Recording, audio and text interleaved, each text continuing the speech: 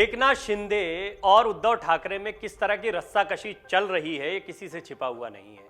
महाराष्ट्र की सियासत में जमकर घमासान मचा हुआ है और दो कोई धुर विरोधी दिखाई देते हैं तो वो बीते समय के सबसे करीबी उद्धव ठाकरे और एकनाथ शिंदे हैं। लेकिन अब एकनाथ शिंदे जब उद्धव ठाकरे के करीबियों से मुलाकात करते हैं तो सवाल उठना लाजमी है। दरअसल उद्धव ठाकरे के करीबियों से क्यों मिल रहे हैं शिवसेना में बगावत करने वाले एकनाथ शिंदे, ये बड़ा सवाल है। कोई संदेश या फिर चुनाव पर कोई संकेत देना चाह रहे हैं। शिवसेना से बागी होकर एकनाथ शिंदे ने अपना गुट बनाया और बीजेपी के साथ मिलकर सरकार बना ली। इसके बाद से ही बीजेपी और शिवसेना का शिंदे गुट दोनों असली शिवसेना की लड़ाई में भी जुटे दिखाई पड़ते हैं। शिवसेना से बागी होकर महाराष्ट्र के मुख्यमंत्री बने एकनाथ शिंदे इन दिनों खासे सक्रिय हैं। उन्होंने उद्धव ठाकरे के कई करीबी नेताओं से मुलाकात की, जिसके बाद तरह तरह की चर्चाएं चल रही हैं। उद्धव ठाकरे के करीबी मिलिंद नार्वेकर और मनोहर जोशी से एकनाथ शिंदे ने मुलाकात की। एकनाथ शिंदे ने उद्धव ठाकरे के करीबी मिलिंद नार्वेकर से जब मुलाकात की थी तो हमने आपको बताया था किस तरह से सियासत का बाजार गर्म हो गया है। और अब मनोहर जोशी, शिवसेना के दिग्गज नेता हैं मनोहर जोशी, उनकी जोशी और नार्वेकर से बीते एक महीने में ये दूसरी मुलाकात हुई है, जिसके बाद चर्चाओं का बाजार गर्म है कि एकनाथ शिंदे क्या करने जा रहे हैं। इससे राजनीतिक हलकों में कयासबाजी तेज हो गई है। पिछले महीने मिलिंद नार्वेकर की मां के निधन के बाद भी एकनाथ शिंदे उनके घर पर पहुंचे थे। राज ठाकरे से भी मुलाकात कर चुके हैं एकनाथ शिंदे और इससे भी चर्चाओं का बाजार गर्म हुआ था कि एकनाथ शिंदे किस तरह की रणनीति बना रहे हैं। उद्धव ठाकरे को क्या अलग थलग करने की कोशिश हो रही है उनके बचे खुचे गुट में भी। और राज ठाकरे और उद्धव ठाकरे तो हमेशा से आमने सामने रहे हैं, फिर भी राज ठाकरे का सपोर्ट एकनाथ शिंदे को बहुत ताकतवर बना सकता है, ये बात किसी से छिपी हुई नहीं है। गुरुवार की शाम को उन्होंने उद्धव ठाकरे के चचेरे भाई और महाराष्ट्र नवनिर्माण सेना के प्रमुख राज ठाकरे से मुलाकात की। इस मीटिंग को बीएमसी चुनाव के लिए उनकी प्लानिंग के तौर पर देखा जा रहा है। राज ठाकरे के घर पर मुलाकात के बाद एकनाथ शिंदे ने कहा था कि ये कोई राजनीतिक मकसद से की गई मुलाकात नहीं थी, बल्कि मैं उनका हालचाल लेने आया था क्योंकि राज ठाकरे ने पिछले दिनों ही सर्जरी कराई थी। उद्धव ठाकरे के करीबी से शिंदे ने कोई संदेश भिजवाया है ये मुलाकात से, ये भी समझने जैसी बात है। एकनाथ शिंदे ने जब बगावत करके सूरत का रुख किया था तो मिलिंद नार्वेकर ही उद्धव ठाकरे की ओर से संदेश लेकर मिलने पहुंचे थे।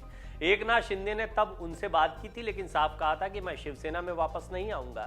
फिलहाल ये साफ नहीं है कि एकनाथ शिंदे की नार्वेकर और जोशी से मुलाकात का मकसद क्या था, लेकिन इसे उद्धव ठाकरे को संदेश देने के तौर पर देखा जा रहा है। दरअसल नार्वेकर को उद्धव के करीबियों में शुमार किया जाता है। ऐसे में ये भी कयास लगाए जा रहे हैं कि शायद एकनाथ शिंदे ने कोई संदेश नार्वेकर के जरिए उद्धव ठाकरे को भिजवाया हो। अब ये संदेश क्या हो सकता है? अगर सबसे बड़ी चुनौती देखी जाए तो वो दो हैं, एक असली शिवसेना की लड़ाई और दूसरा है दशहरा रैली पर कौन शिवाजी पार्क में संबोधित करने जा रहा है। क्या उद्धव ठाकरे को यह बताया जा रहा है कि दस्तावेजी तौर पर वो मजबूत हो चुके हैं, एकनाथ शिंदे मजबूत हो चुके हैं और पार्टी उनकी दिखाई दे रही है। ऐसे में उद्धव ठाकरे को भी अब उनका समर्थन कर देना चाहिए। बहरहाल ये कयासों का बाजार है, इस पर कुछ भी कहना अभी जल्दबाजी होगी, लेकिन ये बात तय है कि नार्वेकर और शिंदे की मुलाकात को हल्के में नहीं लिया जा सकता है।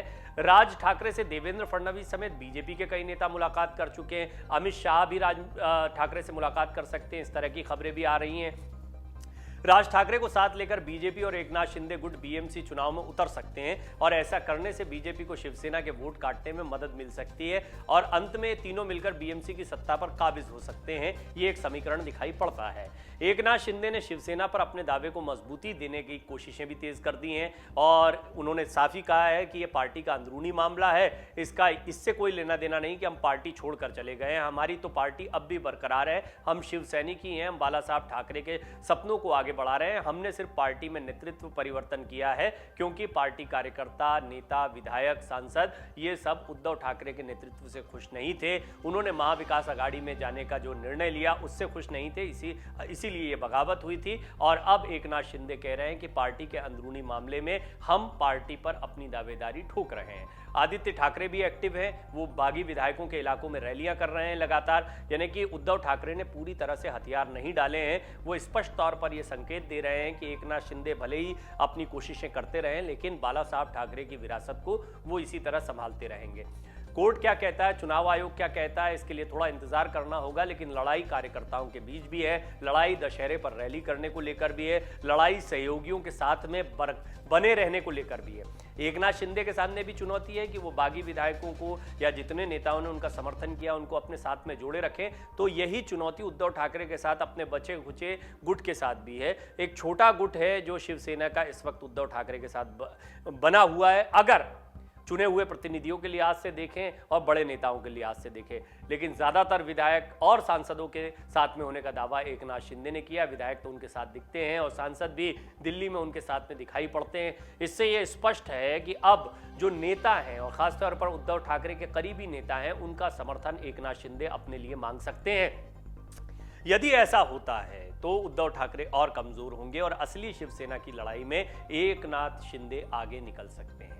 दूसरा महत्वपूर्ण कारण यह हो सकता है कि क्या उद्धव ठाकरे नेतृत्व को छोड़ दें और खुशी खुशी एकनाथ शिंदे के नेतृत्व को स्वीकार कर लें और बीजेपी के साथ में जो सरकार चल रही है उसको समर्थन दे दें, या इस बात को स्वीकार कर लें कि ये जो बगावत हुई थी इस निर्णय को वो मानते हुए शिवसेना प्रमुख का पद छोड़ते हैं और एकनाथ शिंदे को शिवसेना प्रमुख बनाते हैं, या जिसको भी वो डेजिग्नेट करते हैं और मुख्यमंत्री के तौर पर एकनाथ शिंदे कंटिन्यू करें।